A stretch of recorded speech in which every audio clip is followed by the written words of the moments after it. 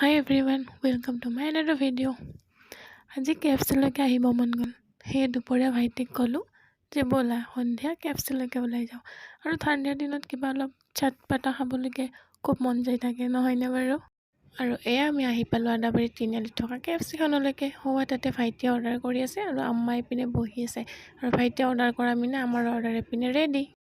আৰু এয়া অৰ্ডাৰ আহি পোৱাৰ পিছত ৰখাৰখি চিষ্টেমেই নাই আৰু পূৰা সোৱাদ লাগি গ'লোঁ। মই অৰ্ডাৰ কৰিছিলোঁ 5 পিচ স্মোকি আৰু এটা মজিটো। ভাইটিয়ে পিছে স্মোকি ভাল নাপালে। সি স্মোকি খাই পেলাই তাৰ ৰিয়েকশ্যন চাওকচোন কেনে কৰিছে। পিছত আকৌ মাক ক'লে, মা তুমি খাই চোৱাচোন স্মোকিটো কেনেকুৱা লাগিছে। মাৰো ভাল নালাগিলে ইমান, খাওঁ নাখাওঁকৈ খালে।